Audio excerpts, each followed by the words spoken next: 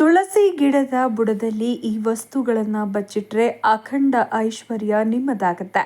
ಮನೆಗೆ ಲಕ್ಷ್ಮೀ ನಾರಾಯಣರ ಅನುಗ್ರಹದಿಂದ ದೈವ ಎಲೆಗಳ ಚಮತ್ಕಾರ ಆಗಿ ನಿಮಗಿರುವ ಸಾಲದ ಸಮಸ್ಯೆ, ಹಣದ ಕಷ್ಟ, ಮಾನಸಿಕ ಅಶಾಂತಿ, ನಿರುದ್ಯೋಗ, ನಷ್ಟ, ಕಷ್ಟಗಳು ದೂರವಾಗಲು ಯಾವ ಪರಿಹಾರವನ್ನು ಪಾಲಿಸಬೇಕು, ಮನಸ್ಸಿನ ಕೋರಿಕೆಗಳು ನೆರವೇರಲು ಯಾವ ವಿಧಿವಿಧಾನಗಳನ್ನು ಅನುಸರಿಸಬೇಕೆಂದು ಇವತ್ತಿನ ವಿಡಿಯೋದಲ್ಲಿ ಸಂಪೂರ್ಣವಾಗಿ ತಿಳಿಸಿಕೊಡ್ತೀವಿ. ಬನ್ನಿ, ನೀವು ಕೂಡ ದೇವರನ್ನ ನಂಬೋದಾದ್ರೆ ತಪ್ಪದೇ ಈ ವಿಡಿಯೋವನ್ನ ಲೈಕ್ ಮಾಡಿ ಕೊನೆವರೆಗೂ ವಿಡಿಯೋವನ್ನ ನೋಡಿ.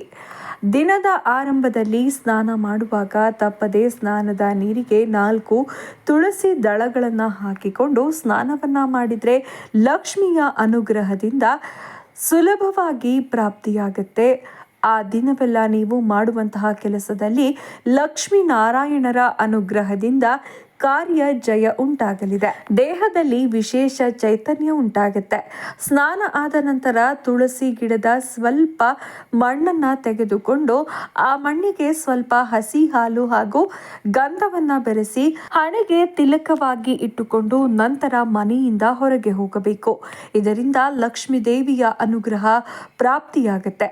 ಸರ್ವ ಕ್ಷೇತ್ರದಲ್ಲೂ ಜನವಶ ಧನವಶ ಉಂಟಾಗಿ ಅನೇಕ ಶುಭ ಲಾಭಗಳನ್ನ ನೀವು ನೋಡಬಹುದು. ಈ ತಿಲಕವನ್ನ ಚಿಕ್ಕ ಮಕ್ಕಳು, ಮನೆಯ ಯಜಮಾನ, ಮನೆಯ ಯಜಮಾನಿ, ಹಿರಿಯರು ಯಾರು ಬೇಕಾದರೂ ಹಣೆಗೆ ಇಟ್ಟುಕೊಳ್ಳಬಹುದು.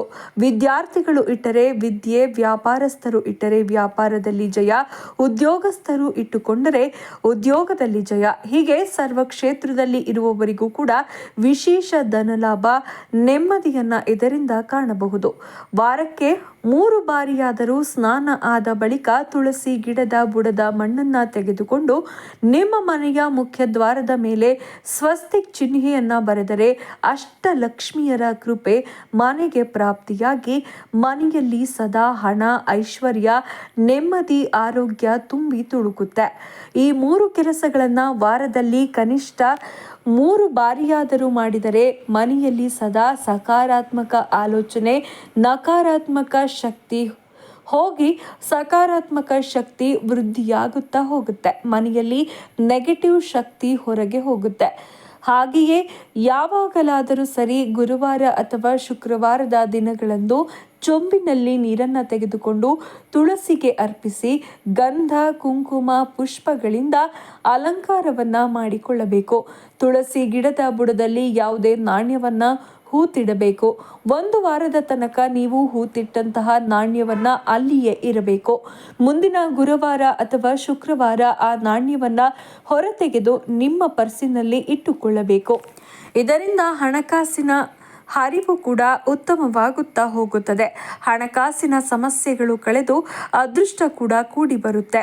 ತುಳಸಿಯ ದೈವ ಶಕ್ತಿಯಿಂದ ನಾರಾಯಣ ಸಮೇತ ಮಹಾಲಕ್ಷ್ಮಿಯ ಅನುಗ್ರಹ ಕೂಡ ದೊರೆತು ಜೀವನದಲ್ಲಿ ಸಾಕಷ್ಟು ಬದಲಾವಣೆಗಳ ಜೊತೆಗೆ ಬಡತನ ಕ್ರಮಕ್ರಮವಾಗಿ ದೂರವಾಗುತ್ತದೆ. ಇನ್ನು ನಿಮ್ಮ ಮನಸ್ಸಿನ ಕಠಿಣ ಕೋರಿಕೆಗಳು ನೆರವೇರಲು ಅರಳಿ ಎಲೆಯ ಈ ವಿಶೇಷ ಪರಿಹಾರವನ್ನ ಮಾಡಿಕೊಂಡರೆ ತುಂಬಾನೇ ಉತ್ತಮ. ಯಾವುದಾದರೂ ಒಂದು ಗುರುವಾರದ ದಿನ ಅಥವಾ ಶುಕ್ರವಾರದ ದಿನ ಅರಳಿ ಮರಕ್ಕೆ ಮೊದಲು ನೀರನ್ನು ಅರ್ಪಿಸಿ. ನಂತರ ಅಲ್ಲಿಯೇ ಬಿದ್ದಂತಹ ಒಂದು ಅರಳಿ ಎಲೆಯನ್ನ ತೆಗೆದುಕೊಂಡು ಅರಳಿ ವೃಕ್ಷಕ್ಕೆ ಭಕ್ತಿಯಿಂದ ಪ್ರದಕ್ಷಿಣೆಯನ್ನ ಮಾಡಬೇಕು. ಲಕ್ಷ್ಮೀ ನಾರಾಯಣರು ವಾಸವಿರುವಂತಹ ಅರಳಿ ವೃಕ್ಷದ ಅನುಮತಿಯನ್ನ ಪ್ರದಕ್ಷಿಣೆಯ ಮೂಲಕ ಪಡೆದು ಮನೆಗೆ ಆ ಎಲೆಯನ್ನ ತರಬೇಕು. ಆ ಎಲೆಯ ಜೊತೆಗೆ ಒಂದು ಚಿಕ್ಕ ಅರಳಿ ಕಡ್ಡಿಯನ್ನ ಕೂಡ ಮನೆಗೆ ತರಬೇಕು. ನಂತರ ಎಲೆಯನ್ನ ಮೊದಲು ನೀರಿನಿಂದ ತೊಳೆಯಬೇಕು. ಅರಿಶಿಣಕ್ಕೆ ಸ್ವಲ್ಪ ನೀರು, ಹಸಿ ಹಾಲು ಅಥವಾ ಗಂಗಾಜಲವನ್ನ ಬೆರೆಸಿ ಆ ಹಸಿ ಅರಿಶಿಣದಿಂದ ಅರಳಿ ಕಡ್ಡಿಯ ಸಹಾಯದಿಂದ ಅರಳಿ ಎಲೆಯ ಮೇಲೆ ಮೊದಲು ಓಂ ಎಂದು ಮೇಲ್ಭಾಗದಲ್ಲಿ ಬರೆಯಬೇಕು. ಅದರ ಕೆಳಭಾಗದಲ್ಲಿ ನೀವು ಕೋರಿಕೆಗಳನ್ನ ಬರೆಯಬೇಕು. ಅಂದರೆ ಹಣದ ಸಮಸ್ಯೆ ಇದ್ದವರು ಧನಲಾಭ ಎಂದು ಬರೆಯಬೇಕು. ಬರೆಯಬೇಕು.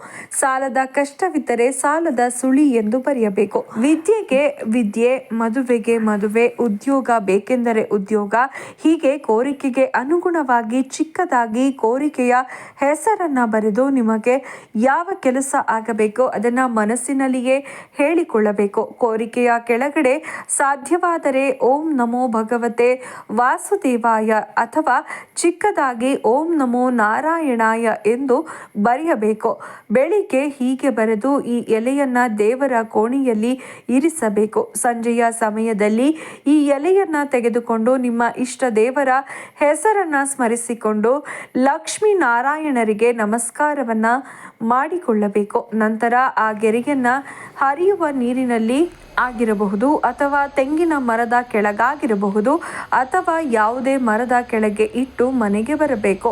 ಈ ಒಂದು ಪರಿಹಾರವನ್ನ ಅರಳಿ ಎಲೆಯಿಂದ ಗುರುವಾರ ಅಥವಾ ಶುಕ್ರವಾರದ ದಿನ ಮಾಡಿ. ನೀವು ಕೇಳಿಕೊಳ್ಳುವಂತಹ ಕೋರಿಕೆ ನಿಮ್ಮ ಮೂಲಕವೇ ನೆರವೇರಲು ಒಂದು ಶಕ್ತಿ ಬರುತ್ತದೆ. ಕೋರಿಕೆಗಳು ಶೀಘ್ರವಾಗಿ ನೆರವೇರುತ್ತವೆ. ವ್ಯರ್ಥ ಖರ್ಚುಗಳು ಕಡಿಮೆಯಾಗಿ ಆದಾಯದ ಮೂಲಗಳು ಹೆಚ್ಚುತ್ತವೆ. ಮಾಡುವ ಕೆಲಸದಲ್ಲಿ ಯಶಸ್ಸು ಸಿಗುತ್ತದೆ. ನೋಡಿದ್ರಲ್ಲ ವೀಕ್ಷಕರೇ, ತುಳಸಿ ಎಲೆಗಳಿಂದ, ತುಳಸಿ ಬುಡದ ಮಣ್ಣಿನಿಂದ ಯಾವ ರೀತಿಯ ಪರಿಹಾರವನ್ನು ಪಾಲಿಸಿದರೆ ಲಕ್ಷ್ಮೀ ನಾರಾಯಣರ ಅನುಗ್ರಹ ಪ್ರಾಪ್ತಿಯಾಗುತ್ತೆ. ಮನಸ್ಸಿನ ಕಠಿಣ ಕೋರಿಕೆಗಳು ನೆರವೇರಲು ಅರಳಿ ಎಲೆಯ ಯಾವ ವಿಶೇಷ ಪರಿಹಾರವನ್ನು ಪಾಲಿಸಬೇಕು ಅಂತ ಇವತ್ತಿನ ಈ ವಿಡಿಯೋದಲ್ಲಿ ತಿಳಿಸ್ಕೊಟ್ಟಿದ್ದೀವಿ.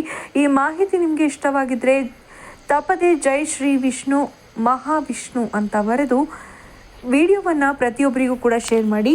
ಧನ್ಯವಾದ ಸ್ನೇಹಿತರೆ.